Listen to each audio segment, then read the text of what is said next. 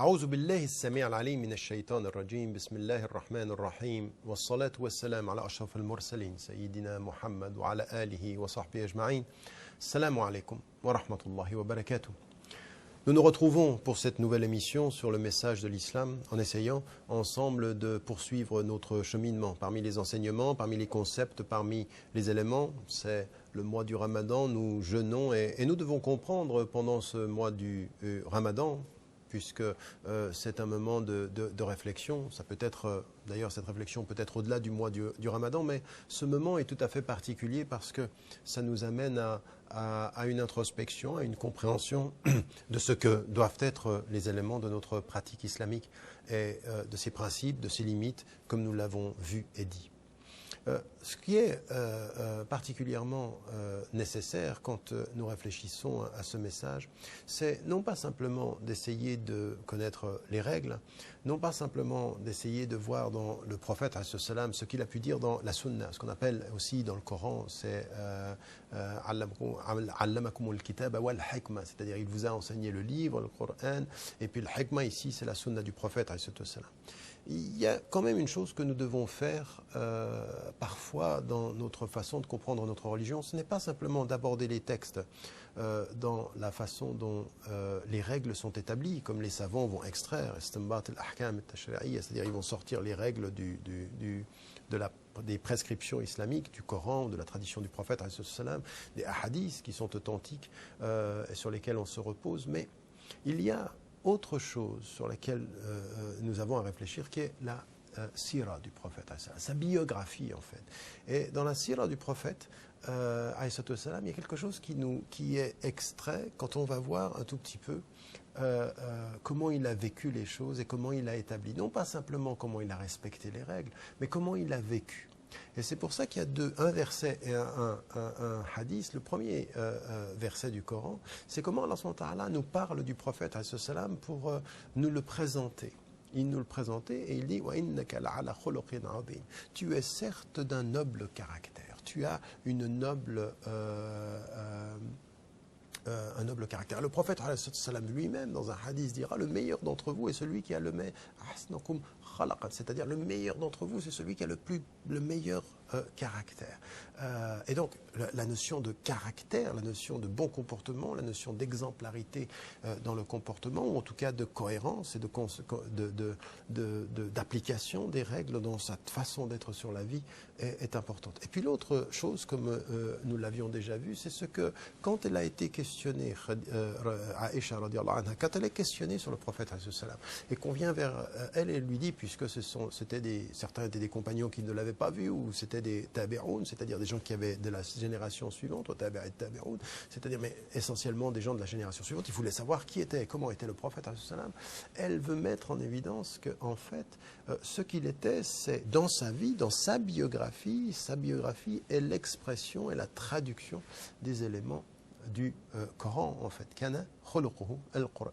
Ici, on a cette dimension de l'khuluq, al-akhlaq, c'est-à-dire le bon caractère. Ce qu'on peut dire, parfois, on l'appelle ceci en langue française, en langue anglaise, on dit l'éthique. Mais en fait, c'est le bon comportement. Il n'y a pas vraiment de mots qui disent éthique, mais il y a plutôt quelque chose qui dit le bon comportement, la moralité, la caractéristique de sa façon d'être, d'interagir avec lui-même, d'interagir avec le monde, d'interagir avec les êtres humains d'ailleurs et avec le monde en général. Donc sa biographie, c'est-à-dire sa vie, l'histoire de sa vie.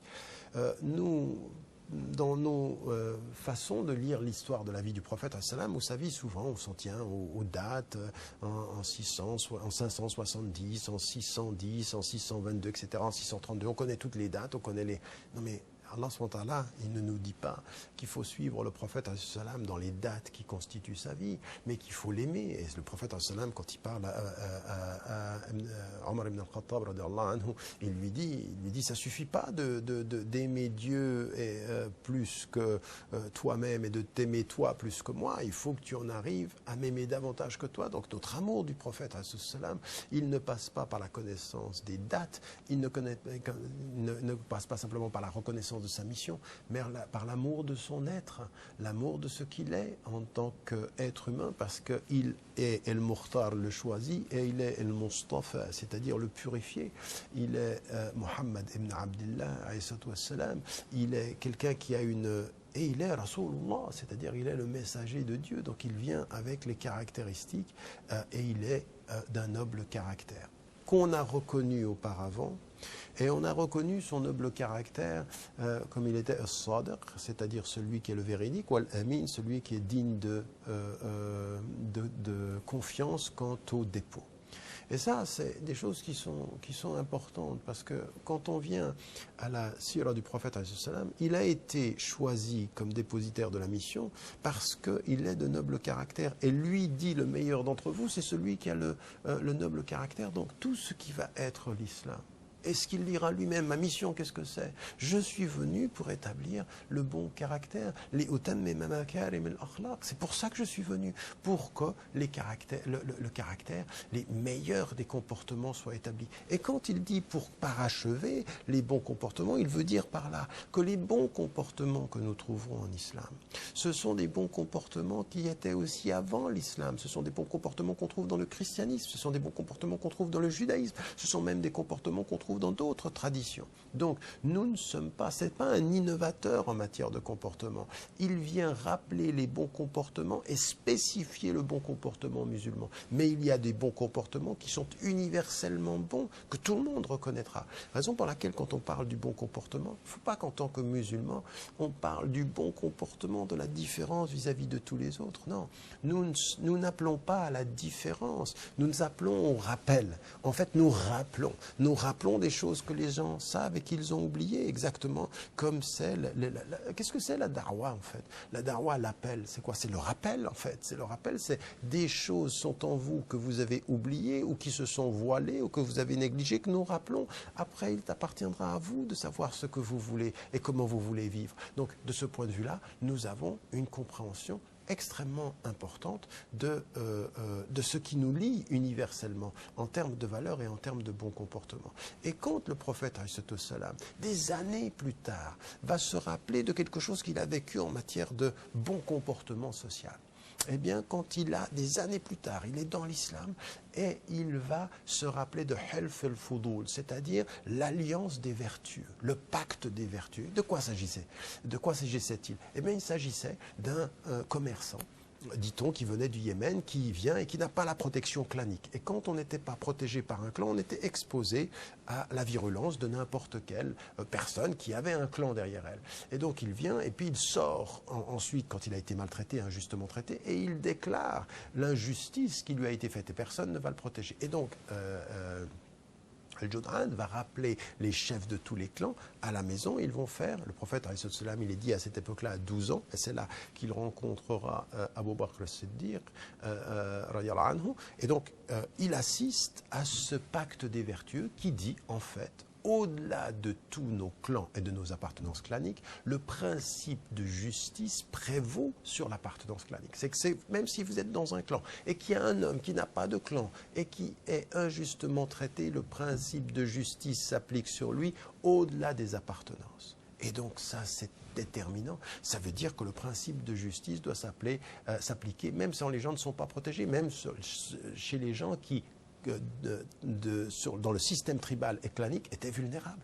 Et le prophète dira des années plus tard, quand il est dans la révélation, j'étais chez Abdullah Jud'an dans ce pacte des vertueux. J'ai assisté à ce pacte des vertueux. Et si je devais y revenir à ce pacte, eh bien j'y reviendrai. En d'autres termes, il dit l'islam dans ce qu'elle a, dans ce que cette révélation est venue dire de justice, ne s'oppose pas à ce qui fut avant. Elle vient le confirmer. Et si je devais revenir à ça, j'y reviendrai.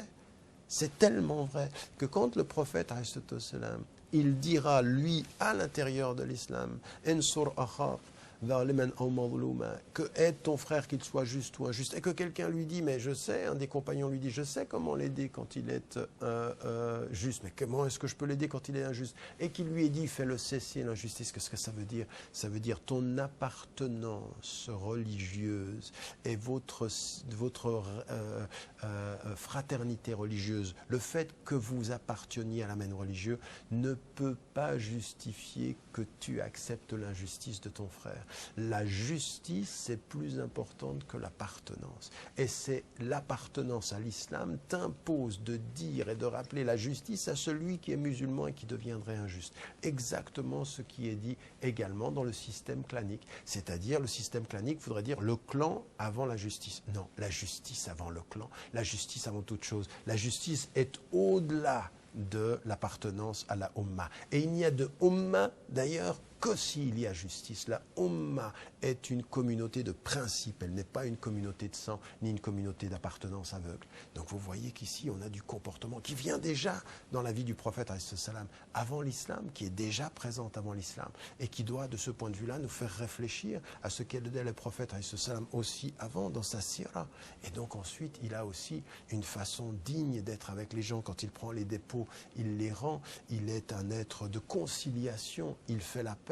Vous connaissez cette histoire où où la Kaaba est en train d'être reconstruite. On ne sait pas à qui demander. On dit le premier qui rentre, il le fera. Le prophète est le premier qui rentre. Il n'était pas encore prophète. Il était un des hommes, un de ces jeunes hommes de la communauté des gens de Quraysh. Et lui, il va trouver quoi? Ils sont en train de se disputer presque aux armes, en arrivant aux armes, pour savoir qui aura le privilège de mettre la pierre noire. Et le prophète, il leur dit, prenez un manteau, mettez la pierre noire dessus, et tous les chefs de clan levés. Qu'est-ce qu'il y a dans l'intelligence de cette opération-là? Il y a dans l'opération une distinction morale. C'est une distinction morale, c'est qu'il reconnaît intellectuellement les aspirations de chacun, c'est-à-dire leur fierté tribale, et en même temps, il trouve un moyen de les mettre tous d'accord pour que chacun retrouve son compte sans perdre la face. Donc une psychologie, donc vous voyez, le bon comportement, ce n'est pas appliquer des règles sans réfléchir. Le bon comportement, c'est avoir le sens de la règle et le sens de la psychologie de qui la reçoit. C'est ça, le bon comportement. Et ça, c'est de la pédagogie, c'est de l'éducation. C'est pour ça que le prophète était le messager. Il était le messager parce qu'il avait la rigueur des règles et la psychologie de la souplesse des esprits et des cœurs. Il était tout le temps dans cette perspective. Et ceci, il l'avait déjà avant. Il l'a fait avant même d'avoir la révélation, jusqu'à un moment donné où il va recevoir la révélation. Et tout ceci va se confirmer. Pour nous, en tant que musulmans et en tant que musulmans, nous devons beaucoup réfléchir à ça.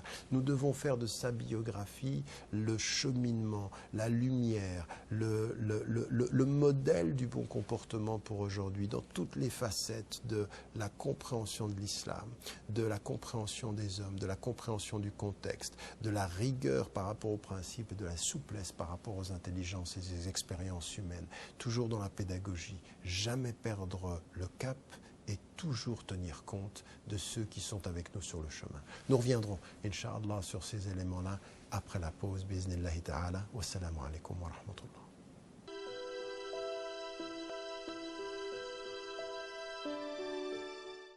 Bismillahirrahmanirrahim.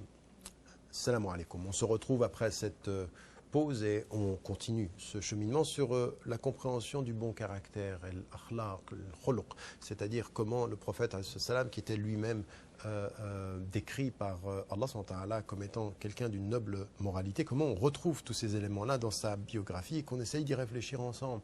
C'est-à-dire essayer d'y réfléchir à la lumière de ce qu'il fut pour essayer de nous améliorer, nous, là où nous sommes et avec ce que nous sommes. C'est-à-dire essayer de trouver les meilleurs moyens de pouvoir réaliser ceci en reconnaissant une chose que j'ai dite tout à l'heure et que je rappelle, c'est que le prophète parachève, c'est-à-dire il y a avant nous des éléments qui sont particulièrement importants dans la dimension de l'éthique, de la moralité, qui sont universels. Que je disais par exemple, le principe de justice qui devrait être appliqué au-delà des appartenances, qui devrait être appliqué au-delà de de mon appartenance même nationale. Quelqu'un qui vous dirait, par exemple, ma patrie dans le vrai comme dans le faux, dans la justice comme dans l'injustice. Quelqu'un qui célébrerait n'importe quel pays du monde, que ce soit l'Égypte, que ce soit le Pakistan, que ce soit la Turquie, que ce soit les États-Unis, n'importe quel pays européen, la France ou autre, et bien on dirait non, ah non. Non, la patrie pour le juste, oui, mais ma conscience éthique, elle est toujours d'être la conscience de ma patrie en disant dans le bien je vous soutiens, dans le mal je m'oppose. Donc avoir une caractéristique de résistance. L'éthique aussi, elle a cette dimension-là. Elle a la rigueur des principes, on peut le comprendre, mais aussi qu'est-ce qui fait la dignité des grands pays, par exemple aux États-Unis, ceux qui ont résisté à la guerre au Vietnam, ceux qui ont résisté à l'invasion des nazis en Europe, ceux qui ont résisté à la colonisation dans les pays d'Afrique du Nord ou au Moyen-Orient, ceux qui ont résisté à toutes les opérations de colonisation et d'exploitation. Ben, qui sont ces gens ? Qui sont les nobles? Ce sont ceux qui ont résisté, c'est-à-dire qui avaient l'éthique de la résistance, l'éthique des principes, en disant la justice, c'est comme ça. Donc le prophète salam avait cette caractéristique-là, et il l'a dit, encore une fois, quand ça concernait Half al-Fudul, en disant il y a des principes qui ont précédé l'islam, que l'islam n'est venu que confirmer comme principe inaliénable. Ce principe de la justice, on l'a dit. On a dit aussi, il faut faire attention, la justice est un moyen, ce n'est pas la finalité. La finalité, c'est effectivement un des moyens de la paix ultime, la paix de l'être, comme la paix sociale, comme la paix politique, comme la paix internationale. Eh bien, c'est la justice, mais ce n'est pas tout. Il faut encore ajouter à cela, parce que la justice, il faut lui ajouter la connaissance mutuelle, dans la diversité. Quand Allah subhanahu wa ta'ala, il nous dit dans le Coran, nous vous avons établi en tribus et en clans pour que vous vous entreconnaissiez. Il met comme condition de la paix la connaissance mutuelle. Et le prophète, salam, qui a célébré la connaissance dans certains hadiths, il dit qui meurt alors qu'il est dans le chemin de la connaissance, et bien son chemin il est vers le paradis. Il n'a fait que célébrer la connaissance, le prophète, et il a fait que faire en sorte que ceux qui étaient autour de lui célèbrent la connaissance. Rendez-vous compte, un chef d'une communauté qui dit aux prisonniers qui savent, je vous donne la liberté si avec votre savoir vous enseignez à mes compagnons ce que vous savez, votre liberté à le prix de votre savoir. C'est encore une application extrêmement importante du principe de l'éthique musulmane, du bon comportement et du caractère. N'avez pas le prix de votre liberté, c'est ça, c'est ce que vous savez. Ce que vous savez, ça a de la valeur.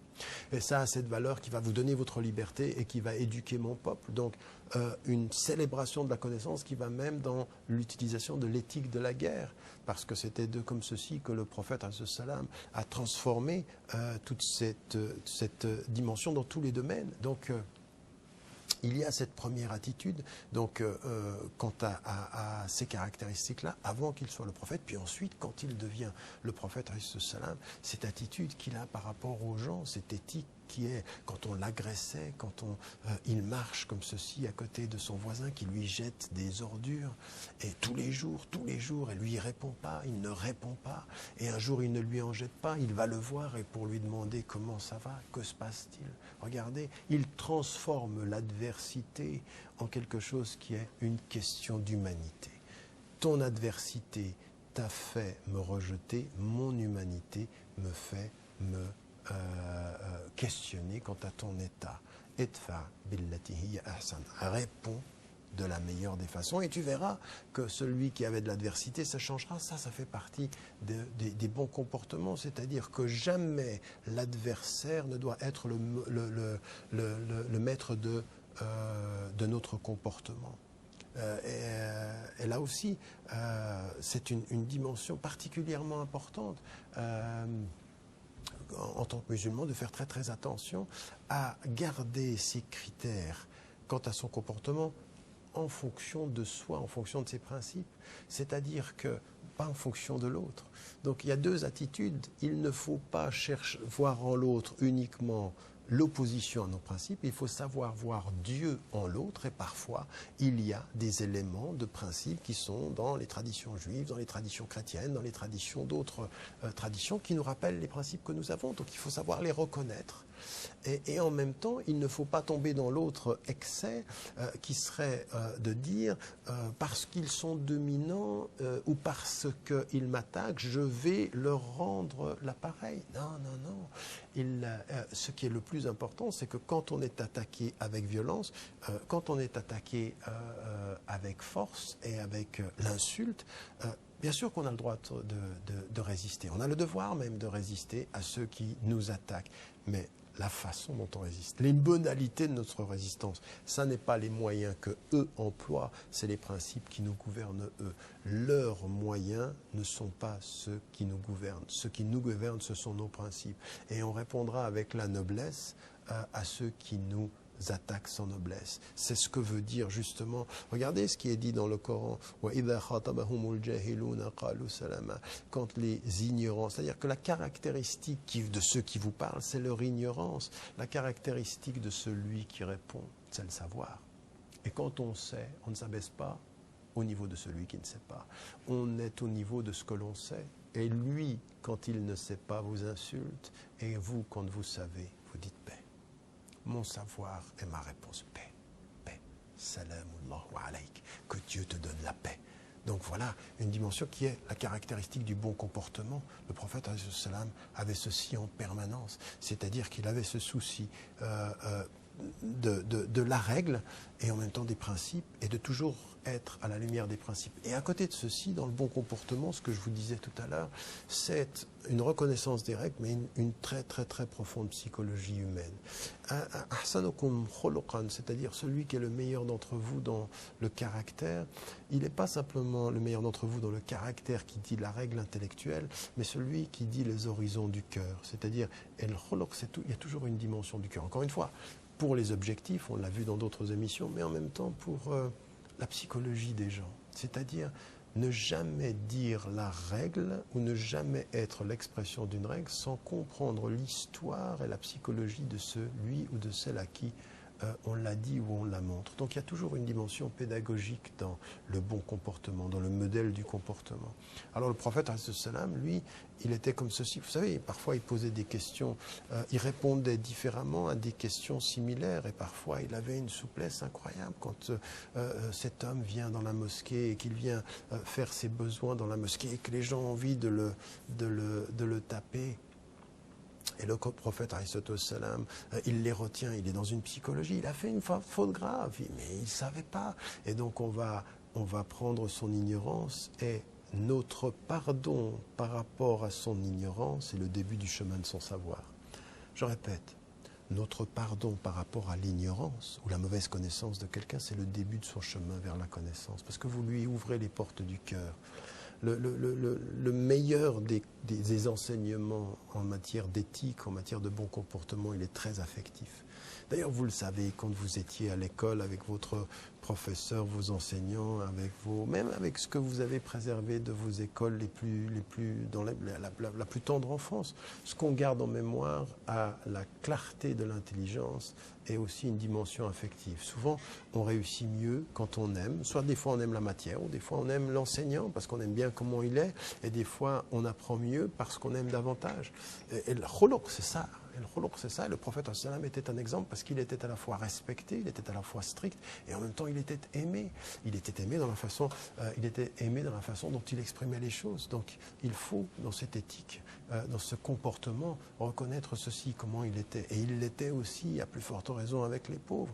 Vous savez, vous connaissez cette histoire de cet homme où le prophète va lui donner des dates. J'ai déjà rappelé cette histoire, va lui donner des dates. Il lui dit, bon ben garde-les, tu as commis une erreur.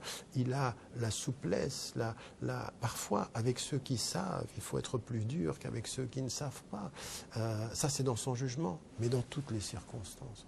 Ce que nous avons à comprendre et qui relève justement du bon comportement, c'est qu'en nous approchant de la vie du prophète, on s'aperçoit qu'il y a des choses qui sont tout à fait impressionnantes. C'était un homme simple, c'était un homme pauvre, C'était un homme modeste, c'était un homme qui n'avait pas de protection. Il pouvait s'allonger au pied d'un arbre à côté de la Kaaba, à côté du lieu saint, et on avait accès à lui au point qu'on cherchait qui il était parfois, tellement il était peu protégé. C'était un être d'une distinction morale et d'une disponibilité humaine. Et de cela, il faut que chacun d'entre nous, chacune et chacun d'entre nous, nous puissions faire et travailler dans cette cohérence, c'est-à-dire que comprendre que dans notre façon de parler, la façon de parler, elle est importante. Il y a de l'éthique dans notre façon de parler. D'abord, avant même de parler, il faut savoir écouter. Le prophète sallam est venu avec un message, mais il a beaucoup écouté. Il a beaucoup écouté, et ça aussi, ça fait partie de l'éthique de la communication. Écouter les gens. Prendre le temps d'écouter.